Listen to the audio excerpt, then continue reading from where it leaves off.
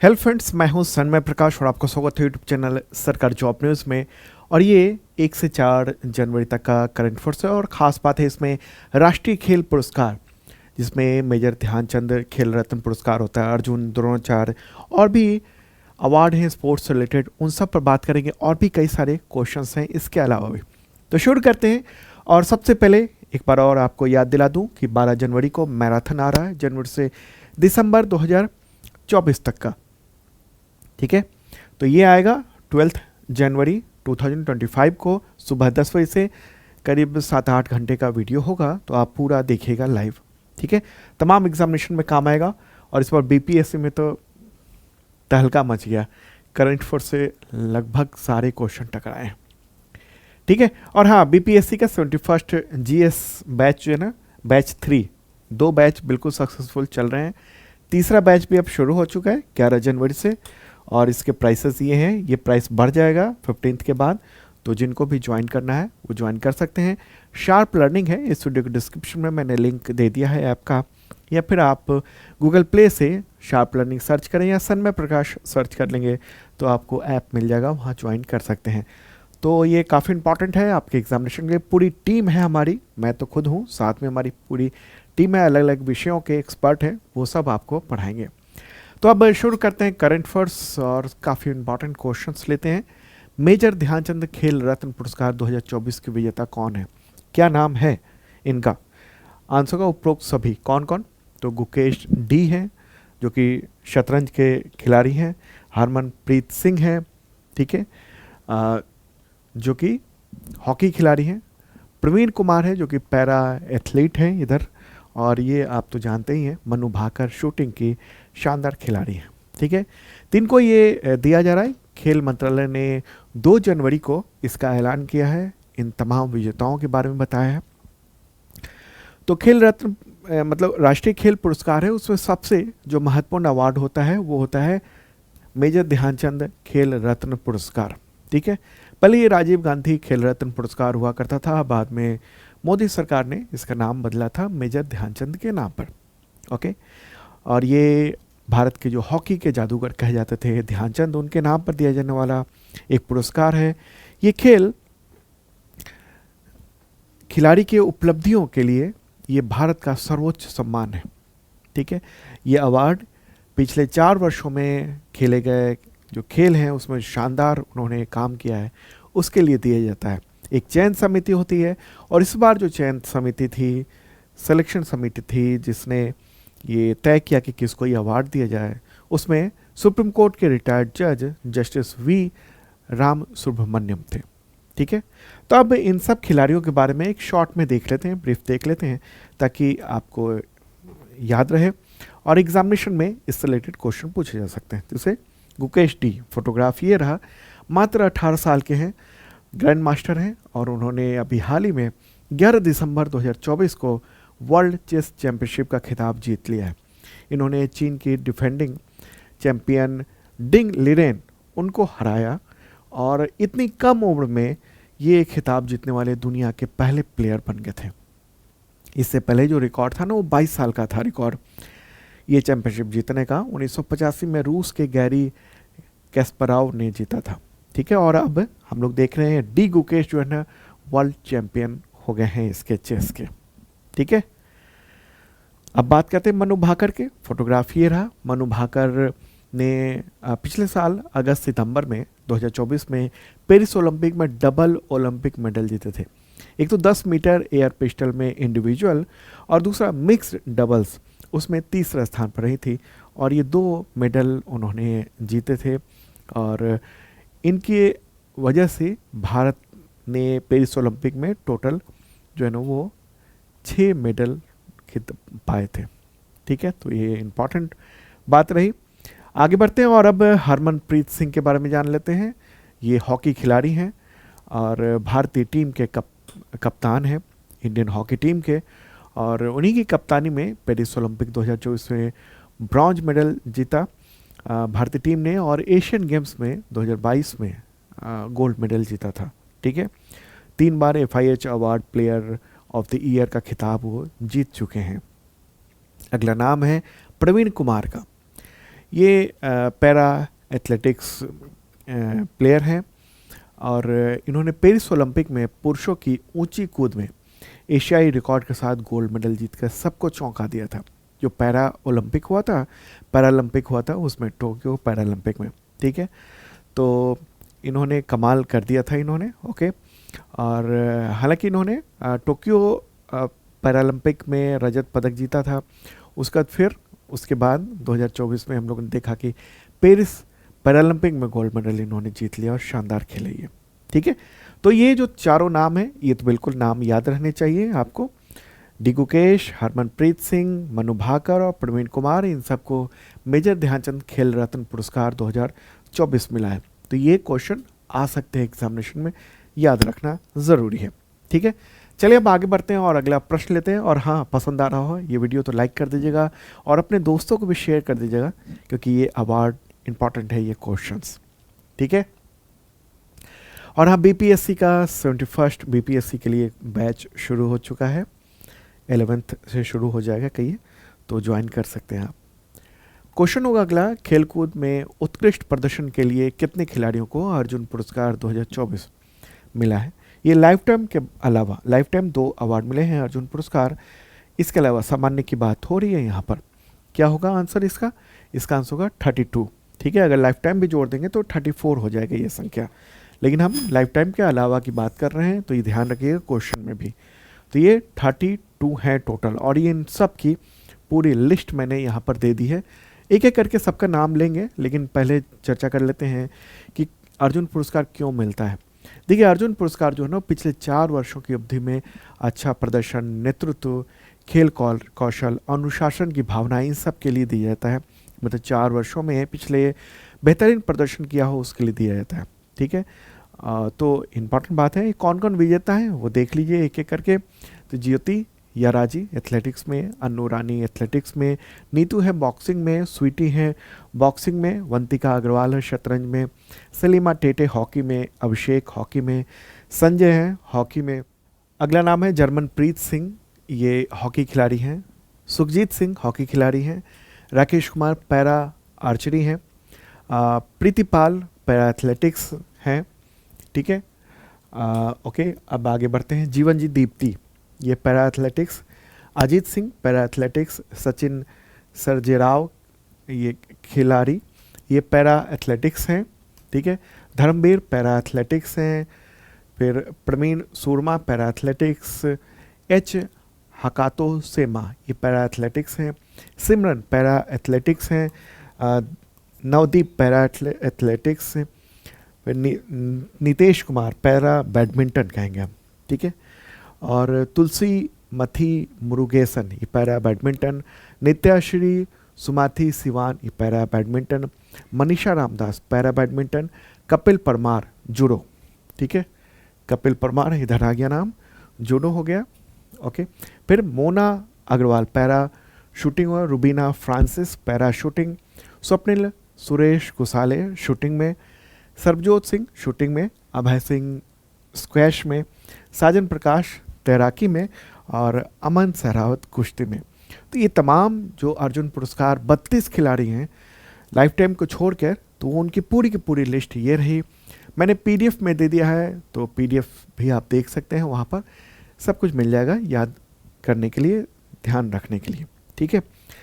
सबसे ज़्यादा प्रश्न जो पूछे जाएंगे खेल रत्न पुरस्कार से पूछे जाएंगे। उसके बाद हो सकता है कि इससे भी प्रश्न आ जाए, तो एक बार रिकॉल करते रहिएगा।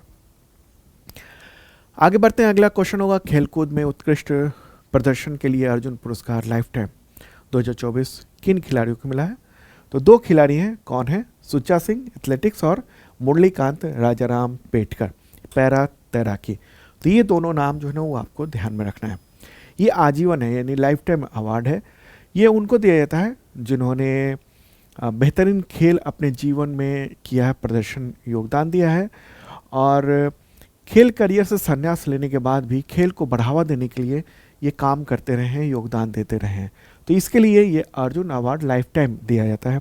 तो ये अर्जुन अवार्ड लाइफ टाइम जो है वो 2 लोगों को दिया गया है, ठीक है। अगर सवाल हो अर्जुन अवार्ड टोटल कितने लोगों को दिया गया है लाइफ टाइम जोड़कर, तो 34 होगा। और अगर पूछा जाए कि बिना लाइफ टाइम केवल अर्जुन अवार्ड किनको दिया जाए तो 32 होंगे, ठीक है। 2 जो हैं वो लाइफ टाइम अवार्ड मिला है अर्जुन पुरस्कार का।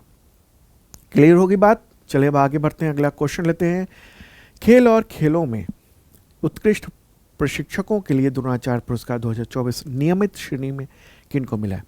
ये भी अलग अलग श्रेणी, नियमित श्रेणी है और भी दूसरी श्रेणी है। तो इसका आंसर होगा उपरोक्त सभी, ठीक है। उपरोक्त सभी कौन कौन हो गए? तो सुभाष राणा हो गया, पैरा निशानेबाजी में हो गया, दीपाली देशपांडे निशानेबाजी में, और संदीप सांगवान हॉकी में। तो इन सबको ये अवार्ड दिए जाने की घोषणा की गई है।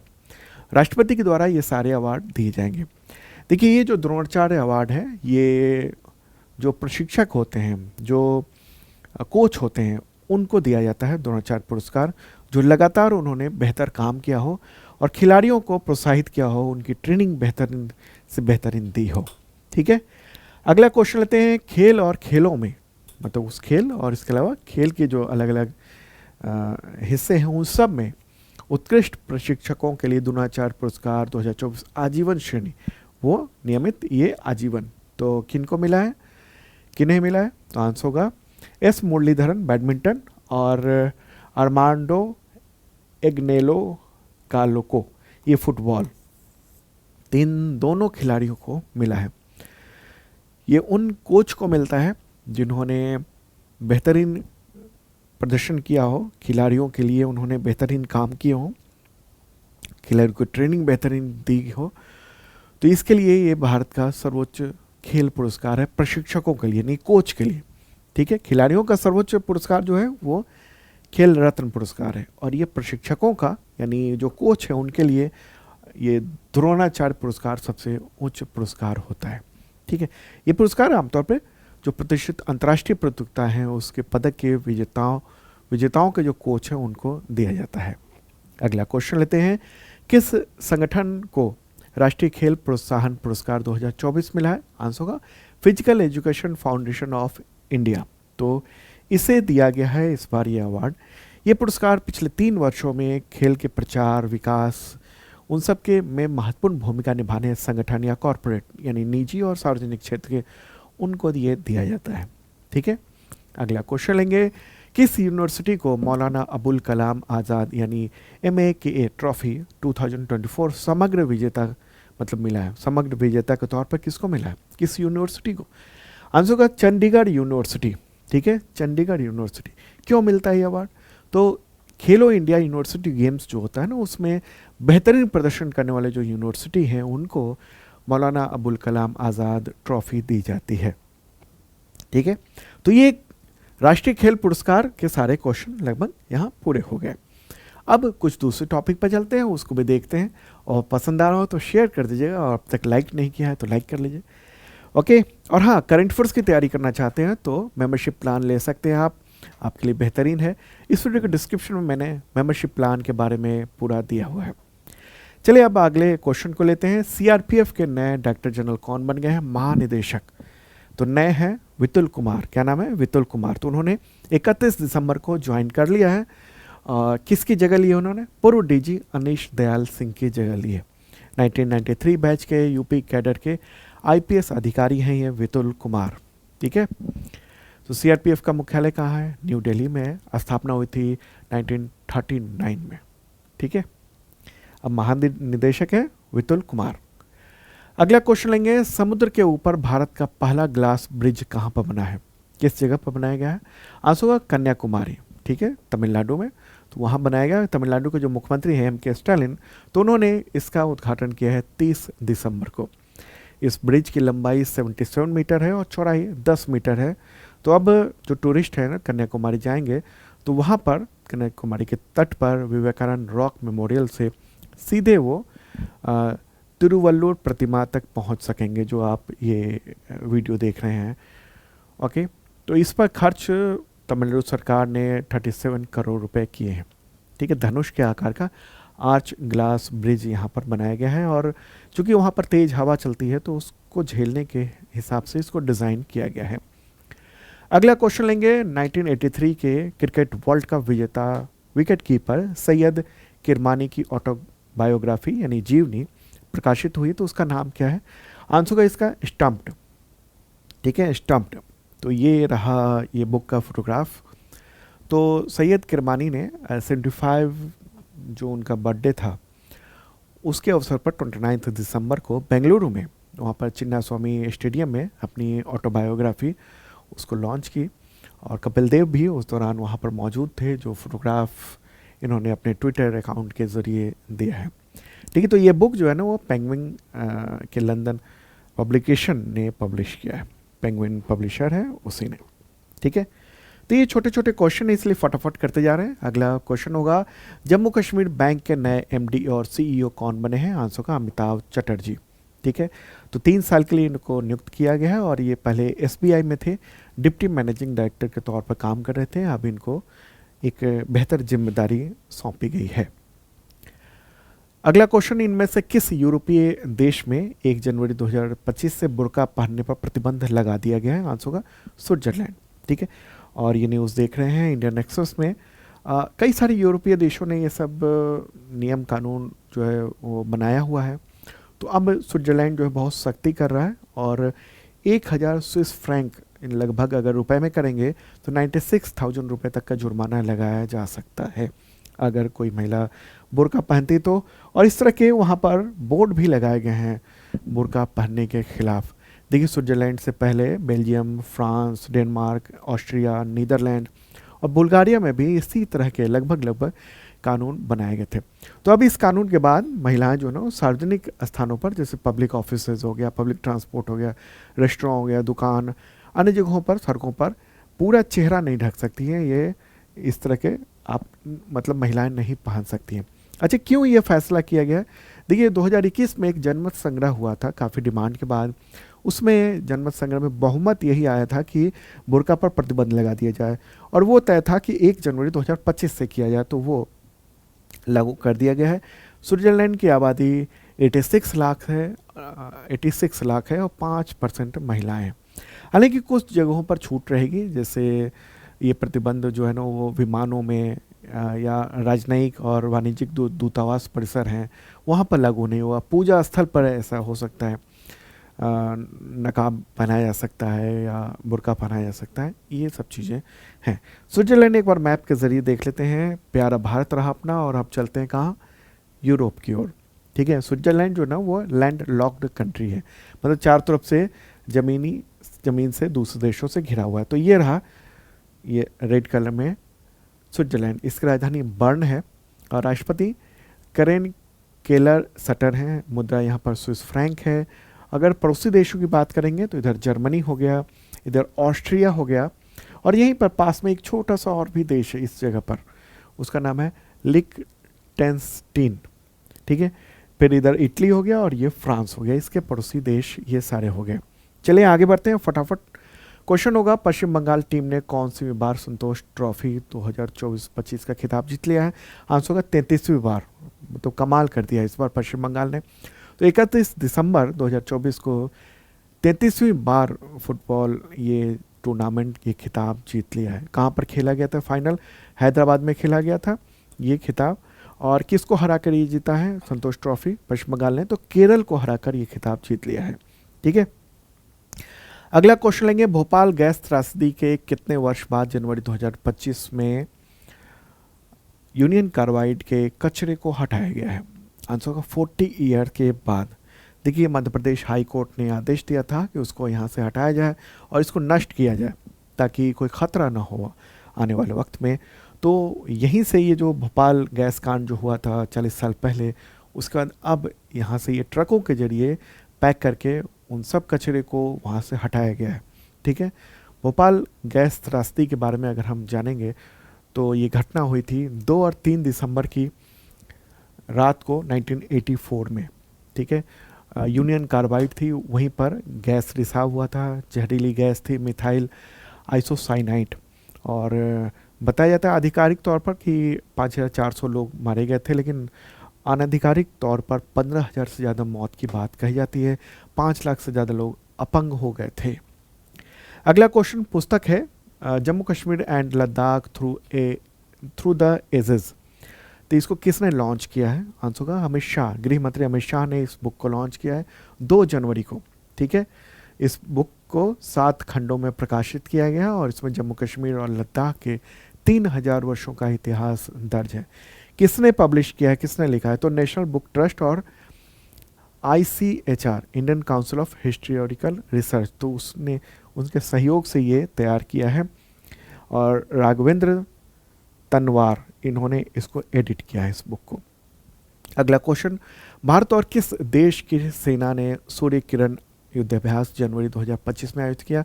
आंसर का नेपाल। ठीक है, 31 दिसंबर को यह आयोजित किया गया। भारत और नेपाल के बीच में सूर्य किरण होता है और 31 दिसंबर को शुरू हुआ है और 13 जनवरी 2025 तक ये चलेगा। ठीक है, तो जनवरी में पूरा ये आयोजन चल रहा है। अभी नेपाल में आयोजित हुआ है सलझांडी में, सलझंडी एक जगह नेपाल में, वहाँ पर ये आयोजन हुआ है और 11 गोरखा राइफल्स की एक बटालियन यहाँ पर पहुँची है नेपाल में। ठीक है, तो नेपाल के अभी राष्ट्रपति कौन है? रामचंद्र पौडेल। और प्रधानमंत्री कौन है? KP शर्मा ओली। मुद्रा है नेपाली रुपया वहाँ पर। अगला क्वेश्चन लेते हैं, 31वीं राष्ट्रीय बाल विज्ञान कांग्रेस का आयोजन जनवरी 2025 में किस जगह पर हुआ? आंसर को भोपाल में ही आयोजन किया गया इस बार और इस बार की थीम है स्वास्थ्य और कल्याण के लिए पारिस्थितिकीय तंत्र को समझना। ठीक है, राष्ट्रीय बाल विज्ञान कांग्रेस, उद्घाटन किया है मध्य प्रदेश के मुख्यमंत्री डॉक्टर मोहन यादव ने। ठीक है, इसमें विभिन्न राज्यों के 700 से अधिक बाल वैज्ञानिक, शिक्षक, मेंटर और कुछ विदेश से भी प्रतिनिधि यहाँ पर बच्चे वो भी यहाँ पर पहुँचे हैं। ठीक है, और ये जो आयोजन होता है ना वो भारत सरकार के विज्ञान और प्रौद्योगिकी विभाग के तहत ये आयोजन किया जाता है। अगला क्वेश्चन, S जयचंद्रन नायर, तो उनका निधन हो गया 2 जनवरी 2025 को। तो इनमें से वो क्या थे? आंसर का लेखक और पत्रकार, काफ़ी मशहूर थे दक्षिण भारत में। मलयालम लेखक थे ये, 85 ईयर के थे। तो इनका निधन हुआ है और कई सालों से ये केरल कौमुदी और समकालिका मलयालम उसके पत्रिकाओं जैसे पत्रिकाओं के प्रमुख रह चुके थे। उनकी आत्मकथा है एंटे प्रदक्षिणा वजीकल, काफ़ी मशहूर हुई थी। 2012 में साहित्य अकादमी पुरस्कार मिला था इस बुक को। ठीक है, अगला प्रश्न लेते हैं एक और। वैज्ञानिक डॉक्टर राजगोपाला चिदम्बरम, उनका निधन हो गया 4 जनवरी 2025 को। तो इनमें से क्या रह चुके थे? आंसर उपरोक्त सभी। परमाणु ऊर्जा आयोग के अध्यक्ष, भारत के मुख्य वैज्ञानिक सलाहकार और भाभा एटॉमिक रिसर्च सेंटर उसके डायरेक्टर भी रह चुके थे। काफ़ी इंपॉर्टेंट पर्सनालिटी थे। इनका जन्म हुआ था चेन्नई में 1936 में और डेथ हुआ है इनका 4 जनवरी 2025 को, इसी साल। ठीक है, आपको बताऊं कि 1974 में जो न्यूक्लियर टेस्टिंग हुई थी स्माइलिंग बुद्धा, तो उसमें भी इन्होंने भूमिका निभाई थी। उसके बाद फिर 1998 में जो पोखरण टेस्ट हुआ था ना, पोखरण टेस्ट 2 हुआ था, तो उसमें भी उन्होंने महत्वपूर्ण भूमिका निभाई थी। ठीक है, तो इनको 1975 में पद्मश्री, 1999 में पद्म विभूषण से सम्मानित किया गया था। 1990 में उन्होंने भाभा एटॉमिक रिसर्च सेंटर उसके डायरेक्टरशिप के तौर पर उन्होंने ज्वाइन किया था। फिर 1993 में ये परमाणु ऊर्जा आयोग के अध्यक्ष बने, 2000 तक इस पद पर रहे। ठीक है, और डॉक्टर APJ अब्दुल कलाम जब राष्ट्रपति बन गया था ना, तो उनके बाद ये भारत के मुख्य वैज्ञानिक सलाहकार बने थे 2002 से 2018 तक। अच्छा, सवाल हो कि अभी कौन है भारत के मुख्य वैज्ञानिक सलाहकार? तो हैं अजय कुमार सूद। अब इस वीडियो का आखिरी प्रश्न लेते हैं। एशिया का सबसे बड़ा एयर शो एरो इंडिया 2025 का आयोजन फरवरी 2024 में कहाँ पर होगा? आंसर का बेंगलुरु में ये आयोजन किया जाएगा। 10 से 14 फरवरी के बीच में आयोजन होगा बेंगलुरु में। ठीक है, और इस बार की थीम है runway two billion opportunities. Okay, तो इसमें तमाम जो विभिन्न कंपनियां हैं भारत की और विदेश की, वो सब इसमें पार्टिसिपेट करने वाली है। तो ये था important current affairs. Next video में फिर मिलते हैं। Okay, bye.